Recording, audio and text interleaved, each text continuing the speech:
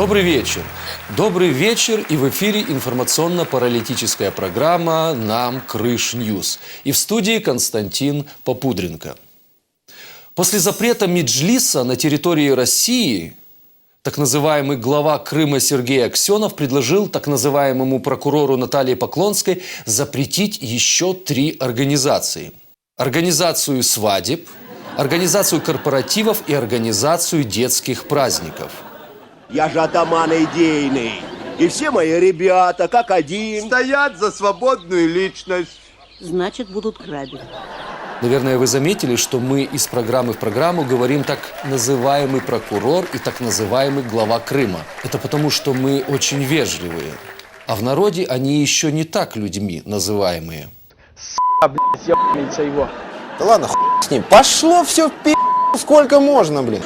Вот на сегодняшний я склоняюсь ко второму варианту.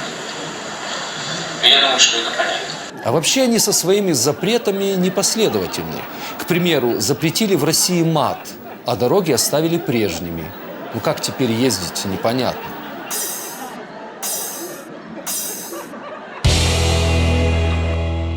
В прошлый раз мы начали знакомить вас с творчеством крымчанина, который не от хорошей жизни запел. Привет, друзья! И сегодня мы с вами не сидим на зоне, а прогуливаемся вдоль берега моря, поселка Ливадия.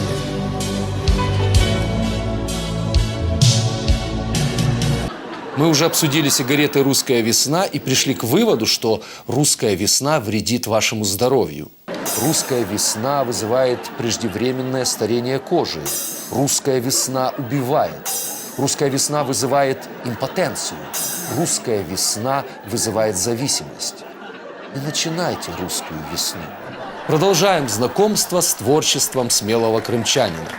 В начале клипа, помимо сигарет, демонстрируется еще одно достижение оккупационного режима – водка «Путинка». Оккупанты делают все, чтобы подорвать здоровье крымчан. Путинка, как и весь оккупационный режим, вначале вызывает иллюзию эйфории. Крым наш, Крым наш, Крым наш, Крым наш, Крым наш, Крым наш, Крым наш, Крым наш. Но в итоге, по старой русской традиции, все закончится дракой.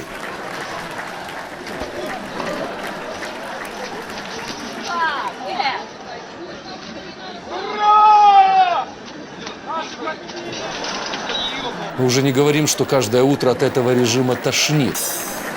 В общем, так как Путинка – это самый прямой путь режима в бездну, мы решили ускорить этот процесс. Для ее популяризации мы разработали несколько рекламных слоганов. Итак, водка «Путинка», выпил и в глазах потемнело.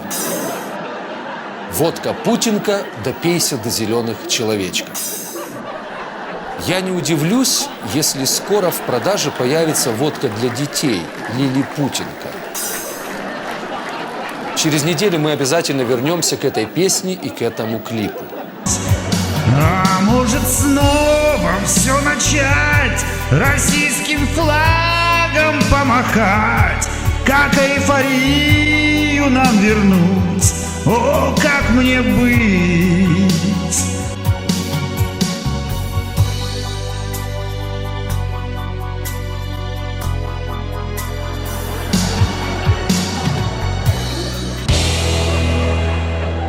В Крыму может появиться буйволиная ферма, а также производство моцареллы.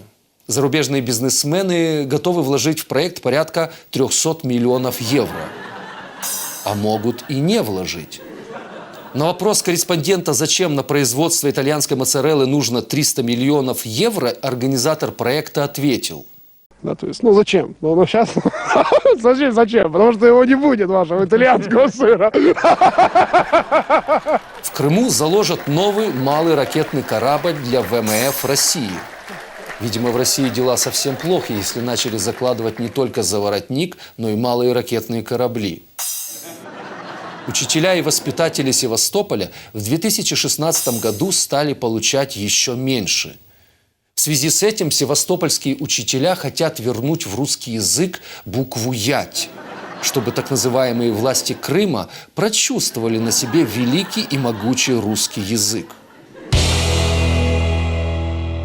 Прокуратура Крыма обнародовала доходы Поклонской. В 2014 году доход генерала Няш-Мяш составил 1,9 миллионов рублей, а в прошлом году она заработала уже более 2 миллионов рублей. Нам стало известно, как Поклонская зарабатывает деньги и как в таком возрасте она смогла стать прокурором Крыма. На протяжении 12 лет работы в органах прокуратуры, поверьте, все бандитские группировки это были моими подсудимыми. В Крыму набирает обороты акция «Чистый берег». Теперь понятно, что пустые крымские пляжи в туристический сезон – это хорошо спланированная акция.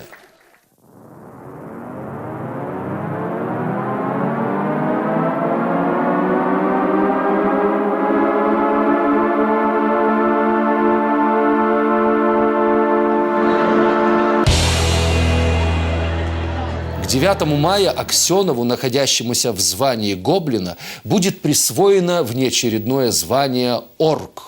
Также Гоблин будет награжден медалью за взятие греха на душу и медалью за сдачу полуострова. Вы стоите, Крым должен вернуться в состав России или нет? Я не раз выступал с обращением, что я являюсь гражданином Украины. Мы с вами идем в Россию! Ура! Попрошу факт продажи Родины зафиксировать в протоколе. И сколько вам за это заплатили?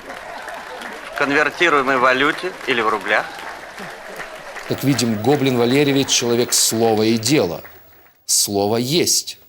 Крым в России! Ура, товарищи! А значит, и дело в украинской прокуратуре уже завелось. К 9 мая в России появилась сосательная карамель на палочке с георгиевской лентой. Патриотичные креативщики предлагают покупателям, так сказать, пососать вкус победы. Видимо, скоро на российском рынке появится еще несколько вариантов сосательных конфет.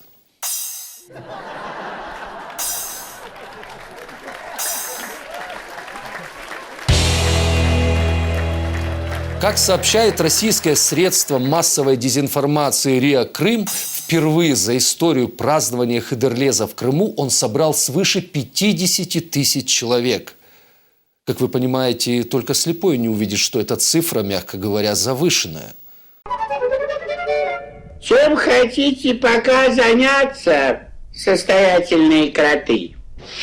А что, если нам посчитать и то дело? 5,5, 25, 5,8, 40, 6,6, 36, 2, 4. На самом же деле крымские татары бойкотировали Хыдырлез оккупантов. И так называемым властям пришлось срочно свозить на так называемый праздник людей других национальностей, бюджетников и детей.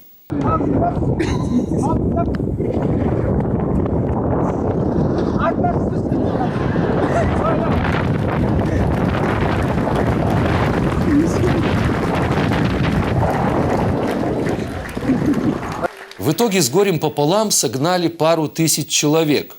Когда праздник закончился, стало понятно, что по этому поводу думают эти самые бюджетники. И на сегодня это все новости. И напоследок народная мудрость. Если птицы летают низко, это к дождю. Если в Крыму запретили меджлис, это к психиатру.